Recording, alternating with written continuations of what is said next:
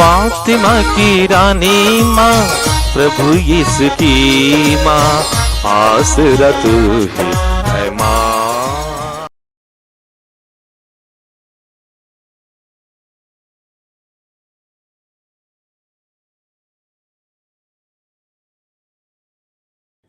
धन्या कुंवारी मरियम का उद्ग्रहण। पहला पाठ प्रकाशना ग्रंथ, अध्याय 11, पद संख्याएं 19 से अध्याय 12, पद संख्या 1 से 6 और 10 तक। सूर्य का वस्त्र ओढ़े एक महिला और उसके पैरों तले चंद्रमा। स्वर्ग में ईश्वर का मंदिर खुल गया और मंदिर में विधान की मंजूषा दिखाई पड़ी। आकाश में एक महान चिन्ह दिखाई दिया। सूर्य का वस्त्र ओढ़े एक महिला दिखाई पड़ी। उसके पैरों तले चंद्रमा था और उसके सिर पर 12 नक्षत्रों का मुकुट। वह गर्भवती थी और प्रसव वेदना से पीड़ित होकर चिल्लाती थी। तब आकाश में एक अन्य चिन्ह दिखाई पड़ा। लाल रंग का एक बहुत बड़ा पंखदार सांप। उसके 7 सिर थे, 10 सींग थे और हर एक सिर पर एक मुकुट था। उसकी पूंछ ने आकाश के 1/3 तारे बुहार कर पृथ्वी पर फेंक दिए।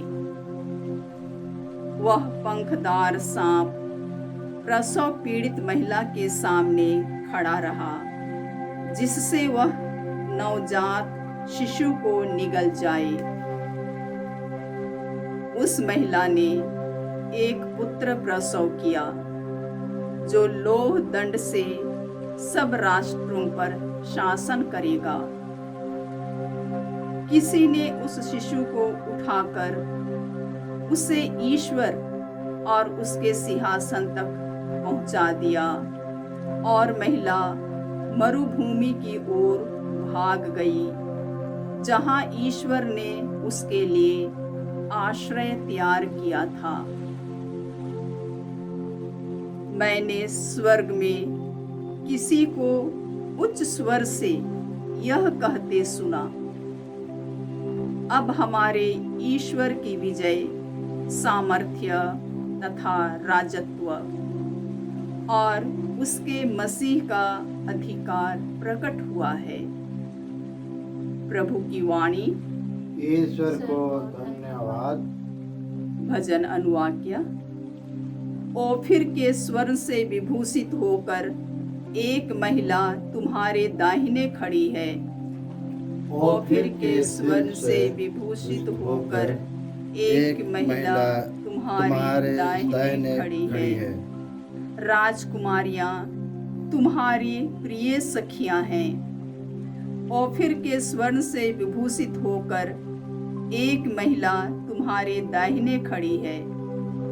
पुत्री, इधर देखो और कान लगाकर सुनो। तुम अपने लोगों को और अपने पिता का घर भूल जाओ। अनुवाक्य। ओफिर के स्वर्ण से विभूषित होकर एक महिला तुम्हारे दाहिने खड़ी है। ओफिर के स्वर्ण से विभूषित होकर एक महिला तुम्हारे दाहिने खड़ी है। राजा तुम्हारे सौंदर्य की अभिलाषा करेंगे। वह तुम्हारे स्वामी हैं, उन्हें दंडवत करो।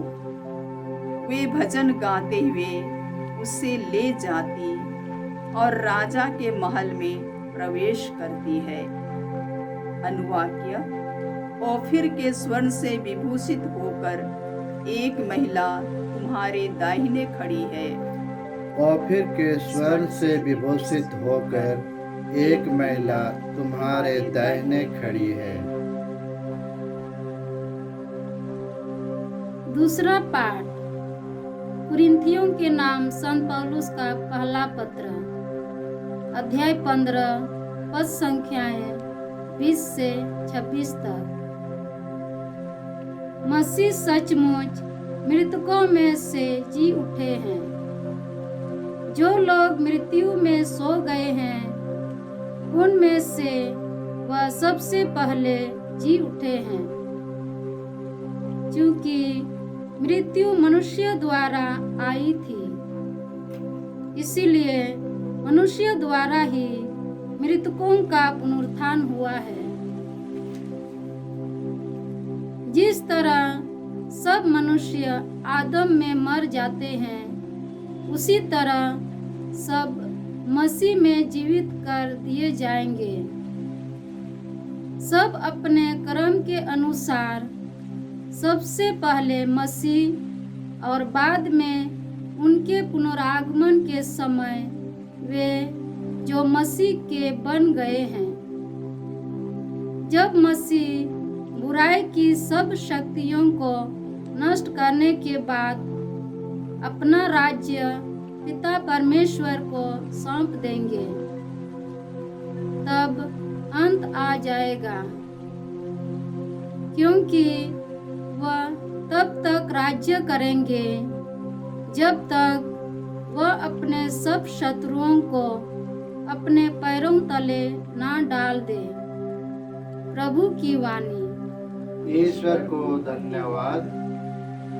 जय घोष। Alleluia alleluia. मरियम स्वर्ग में आरोहित कर ली गई है।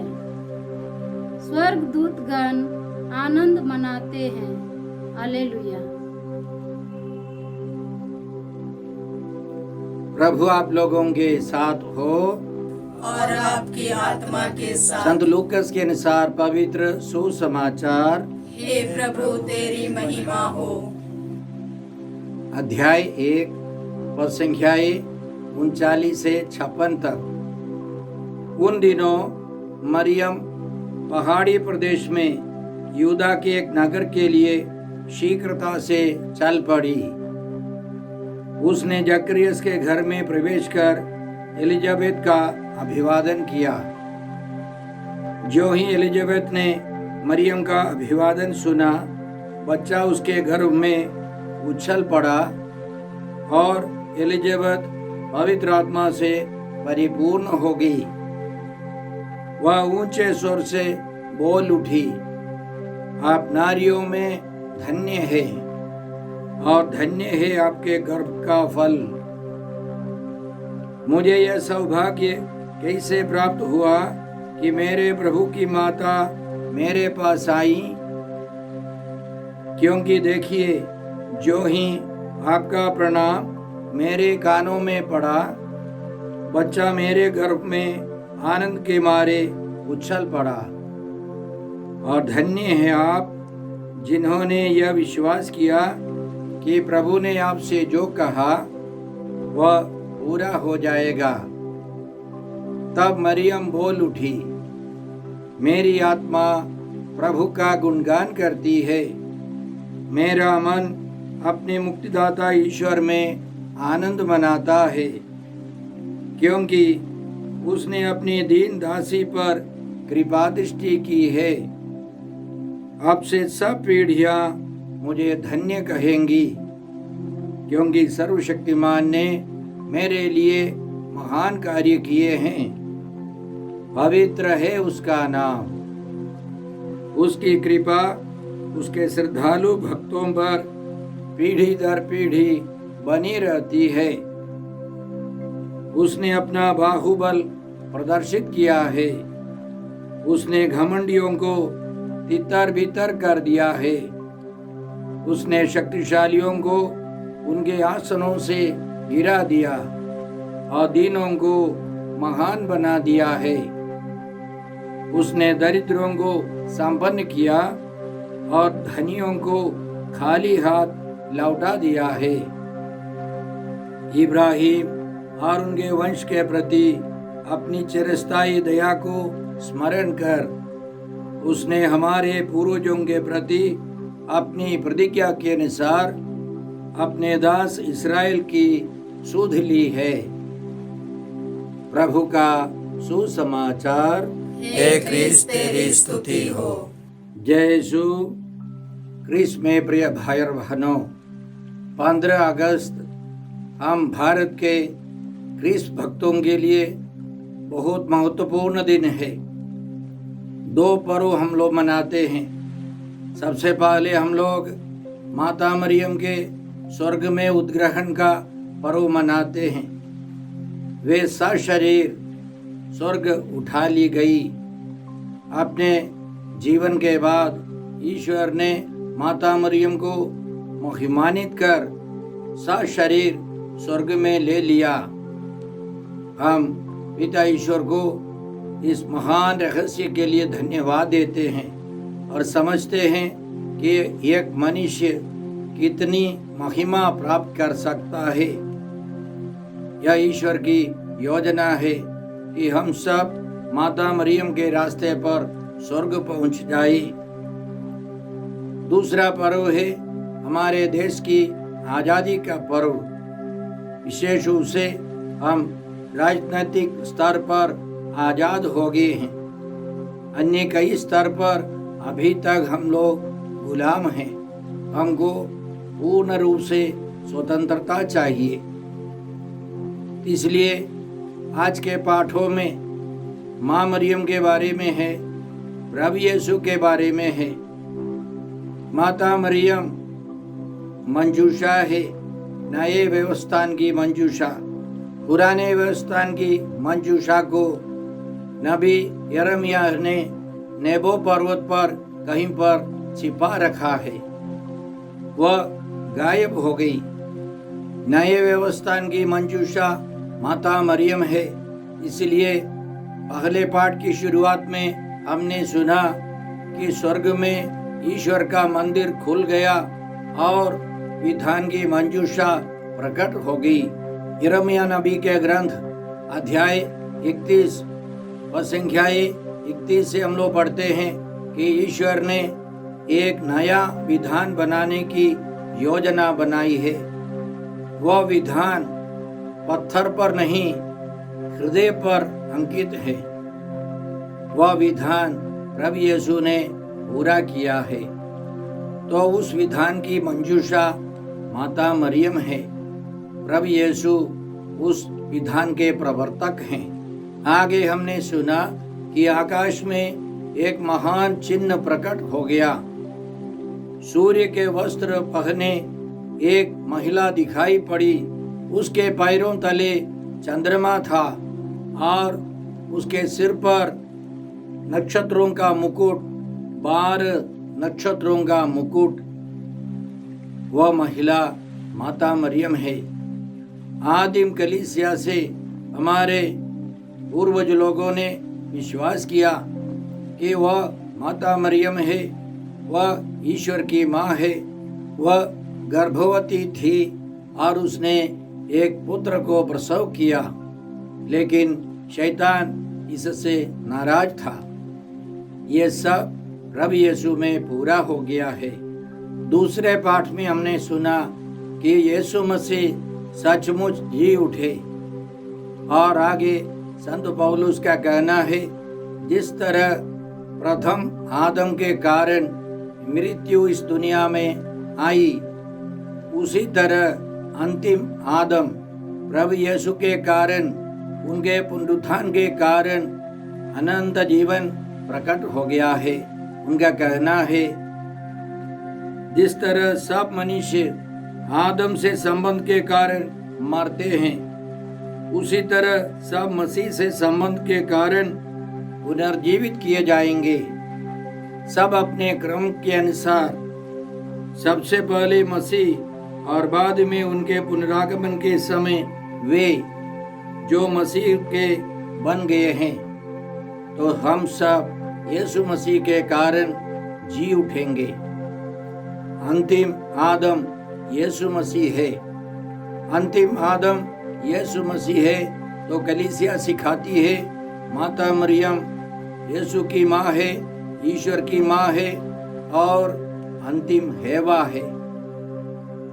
अंतिम हेवा के द्वारा ईश्वर ने प्रभु यीशु को इस दुनिया में प्रकट किया है, प्रस्तुत किया है। हम पिता ईश्वर को इस महान रहस्य के लिए धन्यवाद देते हैं।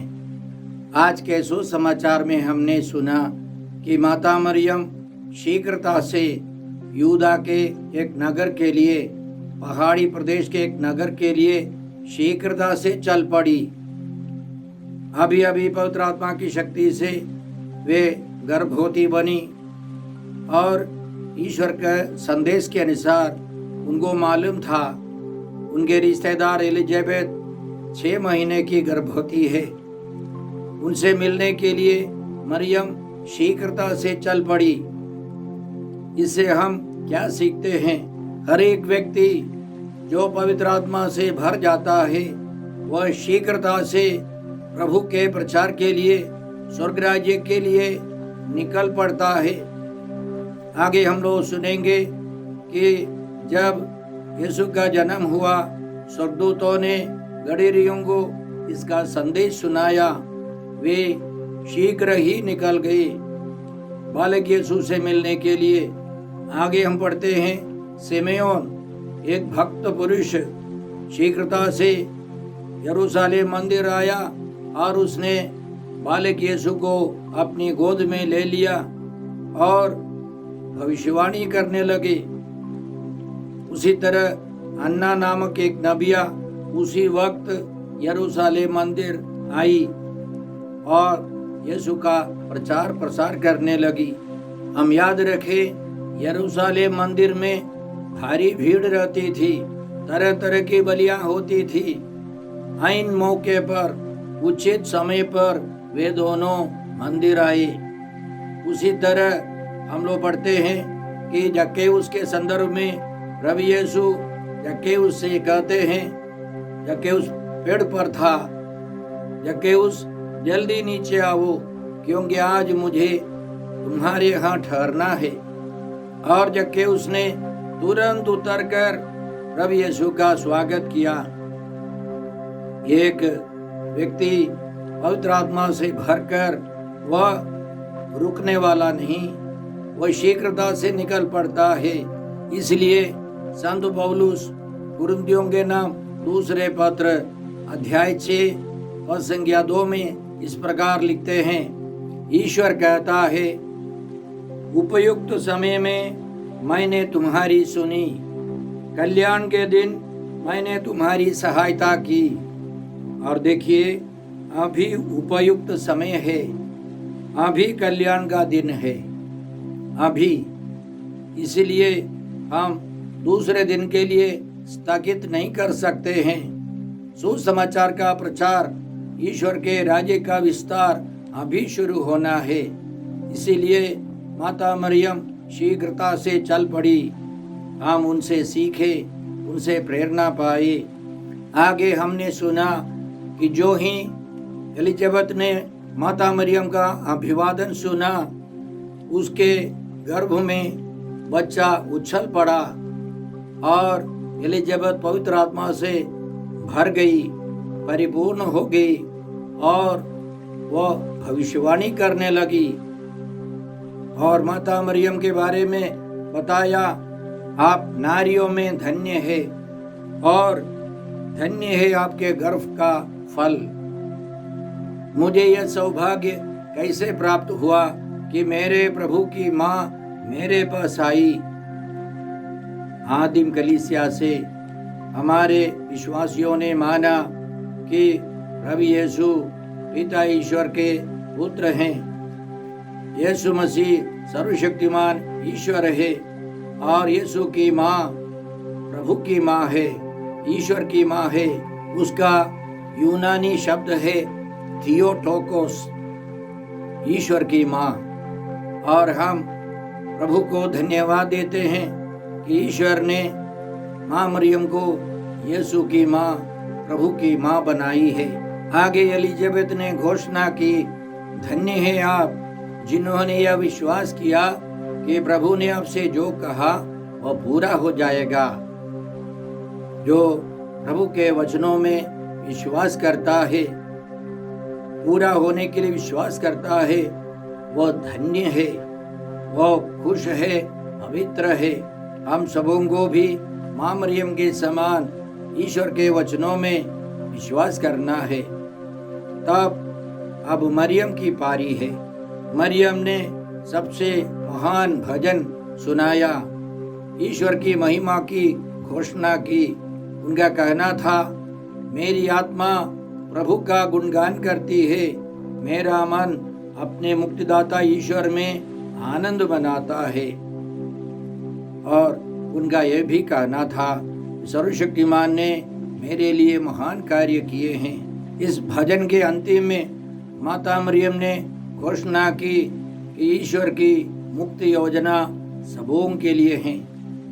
सबों की मुक्ति के लिए प्रभु यीशु इस दुनिया में आए हैं। हम पिता ईश्वर को धन्यवाद देते हैं क्योंकि प्रभु ने, पिता ईश्वर ने अपनी महिमा प्रकट की है।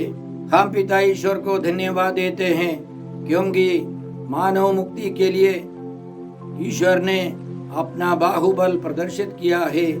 उसने घमंडियों को तितर बितर कर दिया है, दीनों को महान बनाया है, दरिद्रों को संपन्न किया है, धनियों को खाली हाथ लौटा दिया है।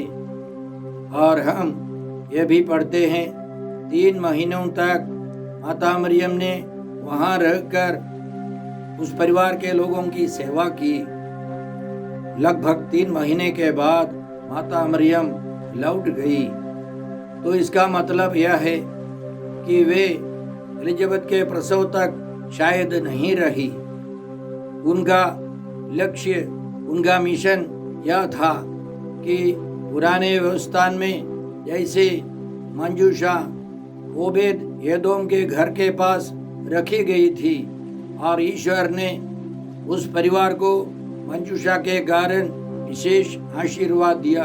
राजा दाऊद ने यह समझ लिया और वो जाकर उस मंजूषा को धूमधाम से अपने पास ले आया और यरूशलेम के पास स्थापित किया उसने।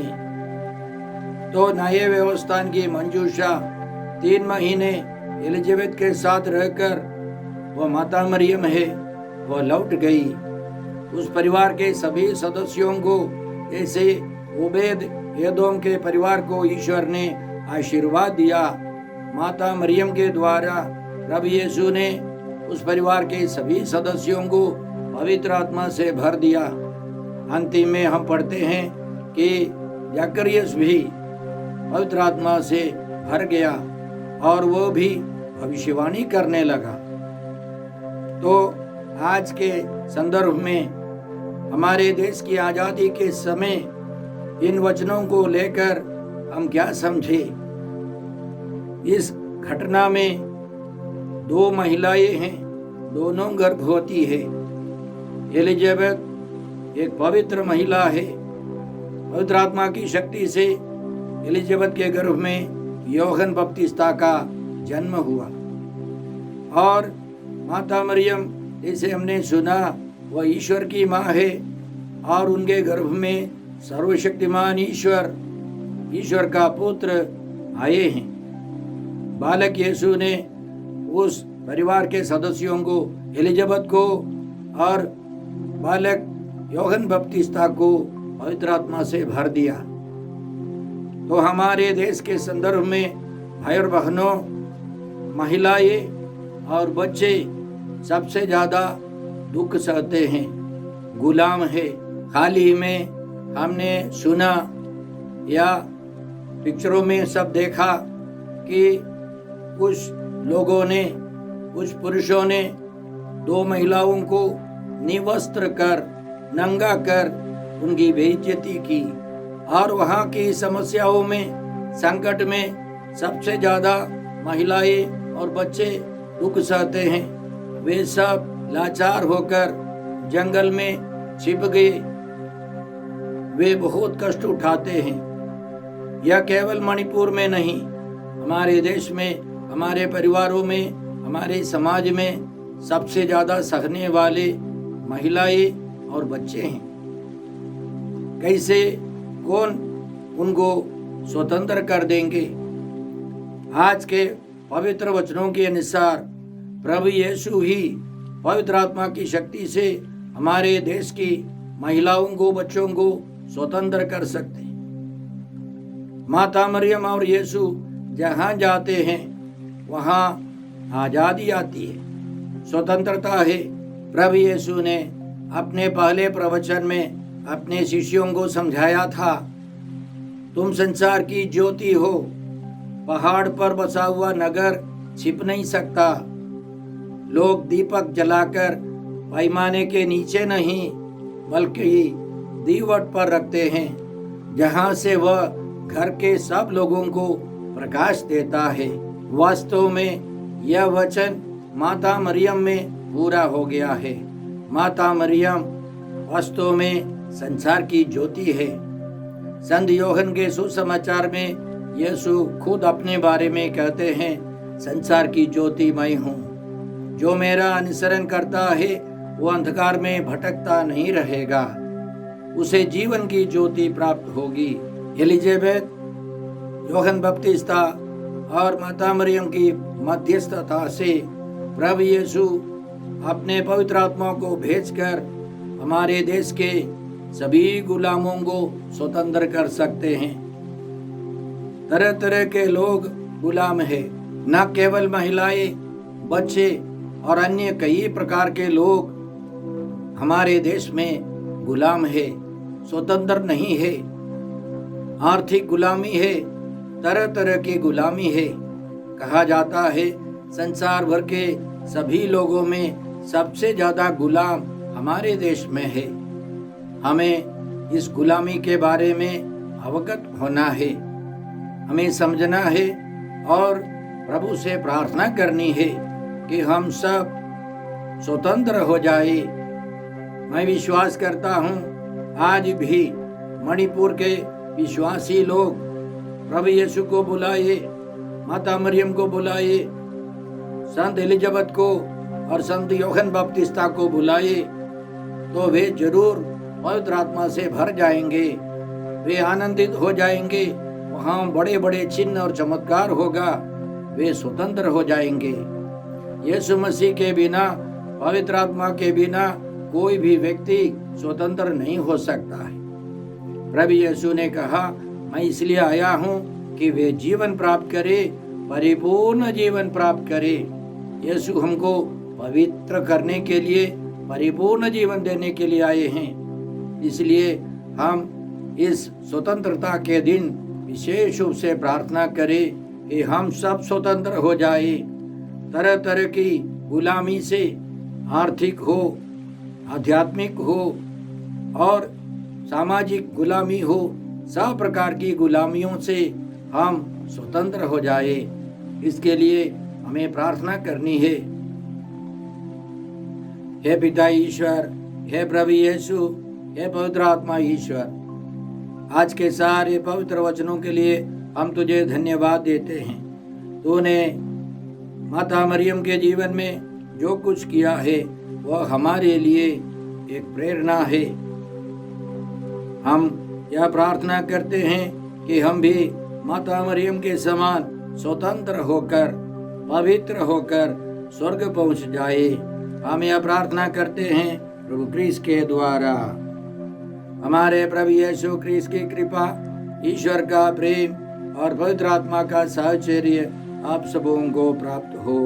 आमीन।